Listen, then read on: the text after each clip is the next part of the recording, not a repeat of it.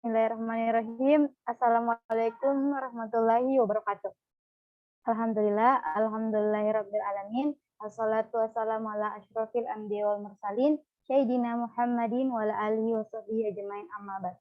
Alhamdulillah, puji syukur kita panjatkan atas kehadiran Allah Subhanahu wa taala yang telah memberikan kita begitu banyak nikmatnya sehingga pada kesempatan kali ini kita masih sempat untuk mempresentasikan hasil makalah dari kelompok 3. Salawat serta salam senantiasa kita kirimkan kepada Nabi Allah, Nabi Muhammad SAW, yang telah mengeluarkan kita dari gelapnya alam kejahiliaan menuju alam yang terang benderang seperti yang kita rasakan pada saat ini.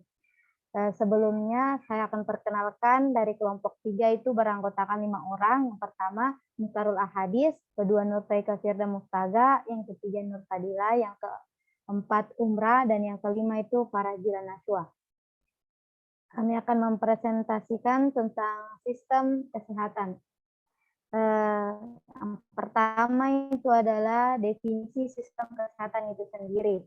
Sistem kesehatan adalah sebuah sistem sosial yang kompleks, yang mencakup personal lembaga, komoditas, informasi, pembiayaan, dan strategi tata cara pemerintah dan dalam memberikan layanan pencegahan dan pengobatan kepada masyarakat.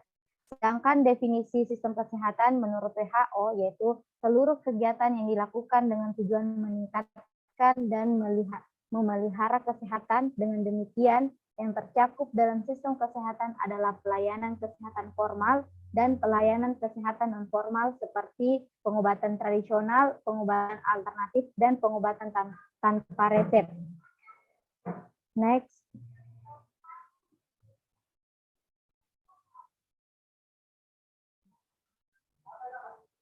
Masih dari definisi sistem kesehatan. Tujuan utama dari sistem kesehatan menurut berbagai referensi biasanya ada 3, yaitu peningkatan status kesehatan, perlindungan risiko terhadap biaya kesehatan, universal coverage, dan kepuasan publik. Tujuan-tujuan ini menjadi sasaran bekerja sebuah sistem yang mempunyai berbagai komponen dan proses. Next.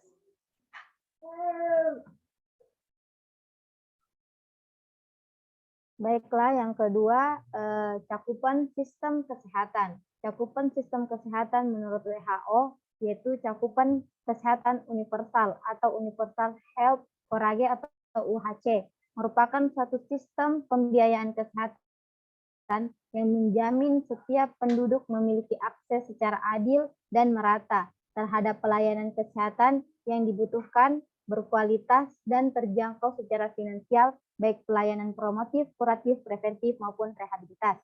Cakupan universitas terbagi lagi menjadi 2 elemen, yakni akses pelayanan kesehatan yang adil dan bermutu, dan perlindungan risiko finansial. Indonesia sebagai salah satu negara yang sedang berkembang telah mengadopsi atau telah menerapkan sistem kesehatan ini. Sejak tahun 2014, pemerintah di Indonesia menerapkan sistem jaminan kesehatan nasional atau JKN. Di negara-negara lain juga menerapkan sistem jaminan kesehatan nasional seperti di negara Brazil, Rusia, India, Cina, dan Afrika Selatan. Mereka negara-negara di luar sana yang telah berkomitmen dalam pelaksanaan dan pencapaian UHC. Baik, itulah yang dapat saya sampaikan. Saya akan melanjutkan dengan pemateri selanjutnya. Baik, saya akan melanjutkan materi yaitu batasan sistem kesehatan nasional. Sistem kesehatan nasional atau SKN merupakan pengelolaan kesehatan yang diselenggarakan oleh semua komponen bangsa Indonesia secara terpadu dan saling mendukung guna menjamin tercapainya derajat kesehatan masyarakat yang setinggi-tingginya. Untuk mencapai tujuan pembangunan kesehatan, maka pengelolaan kesehatan dilaksanakan melalui subsistem kesehatan nasional yang terbagi ke dalam beberapa bagian, yaitu pertama, upaya kesehatan. Hasil dari upaya kesehatan sudah terlihat meskipun belum menunjukkan perubahan yang signifikan secara nasional. Akses pelayanan kesehatan meningkat secara nasional, tetapi di daerah terpencil, tertinggal, perbatasan, dan pulau-pulau kecil terdepan dan terluar masih rendah.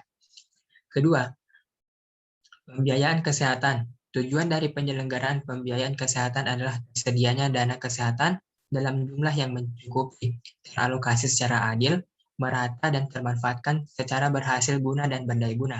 Next. Ketiga, yaitu sumber daya manusia kesehatan.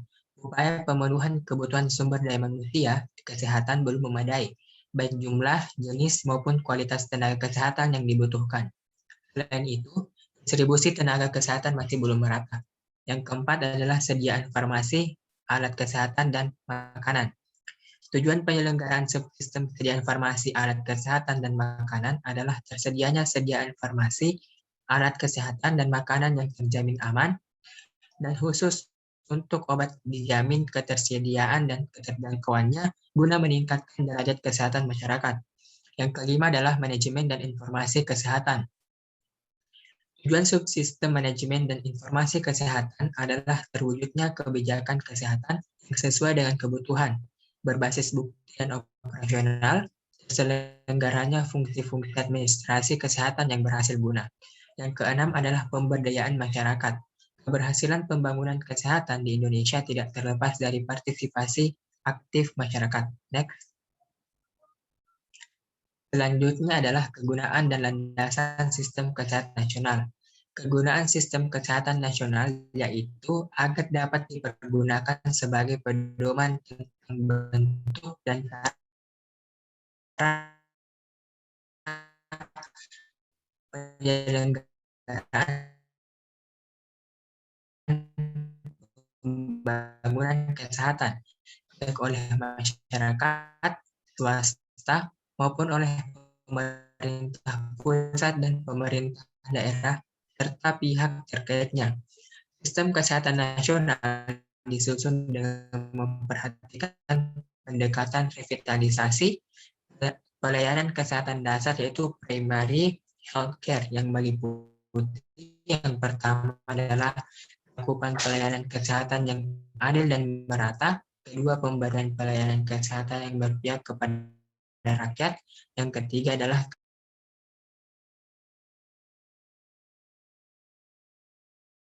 kebijakan yang kedua adalah landasan konstitusional, yaitu Undang-Undang Dasar 1945, khususnya pasal 28A, setiap orang berhak untuk hidup serta berhak mempertahankan hidup dan kehidupannya.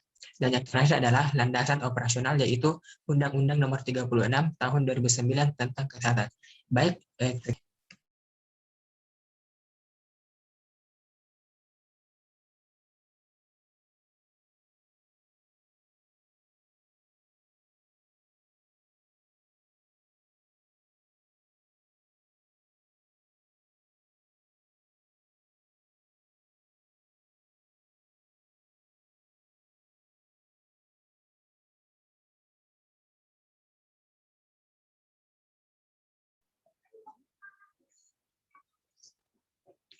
Baiklah, selanjutnya yaitu asas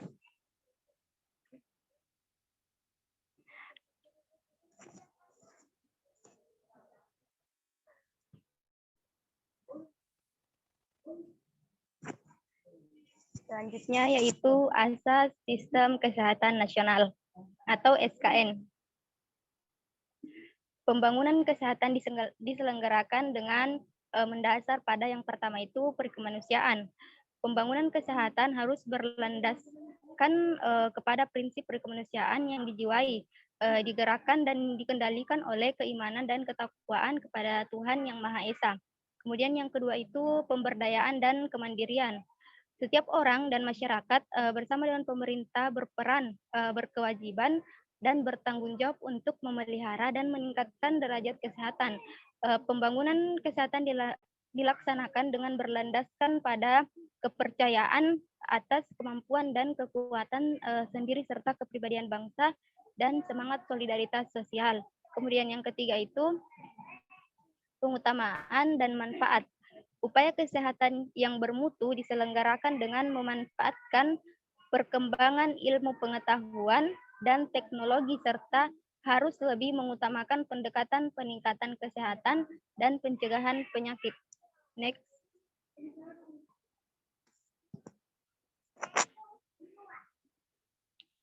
Kemudian selanjutnya yaitu bentuk pokok sistem kesehatan nasional atau SKN. Kedudukan sistem kesehatan nasional yaitu yang pertama suprasistem SKN. Suprasistem SKN adalah ketahanan nasional. SKN bersama dengan berbagai sistem nasional lainnya diarahkan untuk mencapai tujuan bangsa Indonesia seperti yang tercantum dalam pembukaan Undang-Undang Dasar 1945. Kemudian yang kedua itu kedudukan SKN dalam sistem nasional lainnya. Dalam penyelenggaraan pembangunan kesehatan, SKN perlu menjadi acuan bagi sektor lain. Dalam penyelenggaraan pembangunan nasional, SKN dapat bersinergi secara dinamis dengan berbagai sistem nasional lainnya, seperti antara lain itu sistem pendidikan nasional, sistem perekonomian nasional, dan masih banyak lagi yang lainnya. Kemudian yang ketiga itu kedudukan sistem kesehatan nasional terhadap penyelenggaraan pembangunan kesehatan di daerah. Dalam pembangunan kesehatan, SKN merupakan acuan bentuk dan cara penyelenggaraan pembangunan kesehatan di daerah. Kemudian yang terakhir itu kedudukan SKN terhadap berbagai sistem kemasyarakatan termasuk swasta. Sistem kemasyarakatan yang ada termasuk potensi swasta berperan aktif sebagai mitra dan dalam pembangunan kesehatan yang dilaksanakan sesuai sistem kesehatan nasional. Kemudian selanjutnya saya silahkan kepada pemateri. Baik, saya akan melanjutkan materi yaitu subsistem pelayanan kesehatan. Pelayanan kesehatan ialah upaya yang diselenggarakan sendiri atau bersama-sama dalam suatu organisasi guna memelihara dan meningkatkan kesehatan, mencegah dan menyembuhkan penyakit, serta memulihkan kesehatan perseorangan, keluarga, kelompok, ataupun masyarakat. Lingkup sistem pelayanan kesehatan dapat mencakup pelayanan kedokteran, pelayanan keperawatan, dan pelayanan kesehatan masyarakat. Yang pertama itu pelayanan kedokteran, yaitu pelayanan yang memiliki tujuan untuk mengobati penyakit serta memulihkan kesehatan. Dalam melaksanakan pelayanan di puskesmas, seorang dokter memiliki beberapa tugas seperti mengobati, tugas manajerial, dan sebagai petugas kesehatan masyarakat. Yang kedua itu pelayanan keperawatan. Pelayanan keperawatan merupakan bagian dari pelayanan kesehatan yang meliputi pelayanan dasar dan rujukan sehingga meningkatkan derajat kesehatan. Pada tingkat pelayanan dasar dilakukan di lingkup puskesmas dengan pendekatan asuhan keperawatan keluarga, sedangkan pelayanan rujukan tugas perawat adalah memberikan asuhan keperawatan atau ASKEP. Ruang lingkup rujukannya adalah ASKEP anak, ASKEP jiwa, dan masih banyak lagi. Dan yang ketiga itu pelayanan kesehatan masyarakat. Pelayanan kesehatan masyarakat pada prinsipnya mengutamakan pelayanan kesehatan promotif dan preventif. Pelayanan promotif adalah upaya meningkatkan kesehatan masyarakat ke arah yang lebih baik lagi, dan preventif yaitu mencegah agar masyarakat tidak jatuh sakit agar terhindar dari penyakit. Oleh sebab itu, pelayanan kesehatan masyarakat tidak hanya tertuju pada pengobatan individu yang sedang sakit saja, tetapi lebih penting adalah upaya pencegahan dan peningkatan kesehatan. Selanjutnya akan dilanjutkan oleh pemateri terakhir.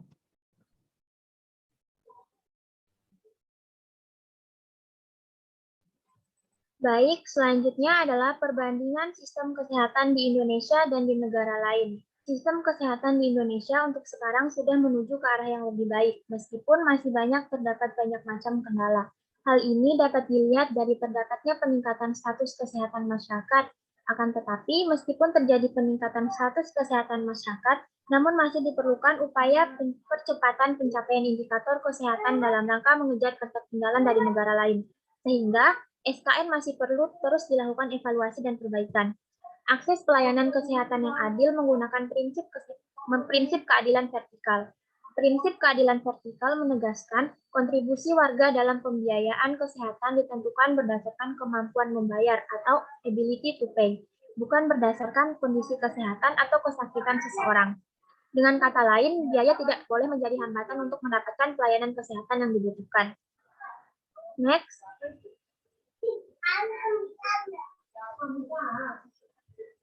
Sistem kesehatan di Indonesia didukung dengan pembiayaan pemerintahan yang bersumber dari pemerintah pusat maupun pemerintah daerah. Anggaran dari pemerintah pusat disalurkan melalui DAU, DAK, DAK non-fisik, serta Jaminan Kesehatan Nasional atau JKN. Sedangkan anggaran dari pemerintahan daerah dalam bentuk dukungan program pusat maupun untuk pembiayaan program inovasi daerah sendiri. Pengelola sistem pembiayaan di Indonesia yakni Kementerian 15 Kesehatan sebagai regulator, monitor dan mengevaluasi pelaksanaan sistem kesehatan. Sedangkan Badan Pengumpul dan Penyalur premi melalui kapitasi dan INAH adalah BPJS. Next. Sedangkan di Malaysia, berbeda dengan Indonesia yang melaksanakan jaminan kesehatan semesta pada tahun 2014 dan baru akan merampungkan total populasi pada tahun 2019. Negara Malaysia justru sudah melaksanakannya sejak tahun 1990-an. Namun, adanya beberapa isu krusial melibatkan kenaikan biaya, berkelanjutan jangka panjang, kenaikan pajak, efisiensi, dan harapan masyarakat akan kualitas pelayanan yang lebih tinggi. Malaysia merubah sistem kesehatannya dari layanan kesehatan yang sebelumnya didominasi pemerintah, saat ini justru lebih besar melibatkan sektor swasta. Pemerintah Malaysia membebaskan pajak untuk alat kesehatan dan obat-obatan yang berdampak pada biaya operasional di Malaysia yang menjadi murah. Pemerintah Malaysia membatasi praktik dokter yang hanya satu tempat sehingga dokter harus memilih akan praktik di pelayanan kesehatan milik pemerintah atau milik swasta. Selain itu, dengan adanya feedback atau pemasukan dari dokter yang tinggi tentu akan mempengaruhi kualitas pelayanan. Next. Selanjutnya kesimpulan. Kesehatan merupakan salah satu kebutuhan dasar bagi kehidupan individu, keluarga, dan masyarakat yang dilakukan melalui berbagai upaya. Pembangunan kesehatan adalah upaya yang dilaksanakan oleh semua komponen bangsa yang bertujuan untuk meningkatkan kesadaran, kemauan, dan kemampuan hidup sehat bagi setiap orang, akan terwujud derajat kesehatan masyarakat yang setinggi-tingginya. Sedangkan perbandingan sistem kesehatan di Indonesia dan di Indonesia lebih menekankan prinsip keadilan vertikal, menegaskan kontribusi warga dalam pembiayaan kesehatan ditentukan berdasarkan kemampuan membayar atau ability to pay, bukan berdasarkan kondisi kesehatan atau kesakitan seseorang, sehingga sistem kesehatan di Indonesia dibiayai oleh justru sudah melaksanakan jaminan kesehatan sementara sejak tahun 1990-an. Next. Baik, mungkin hanya itu saja penyampaian materi dari kelompok kami. Mohon maaf jika ada kesalahan. Sekian dari kami. Wassalamualaikum warahmatullahi wabarakatuh.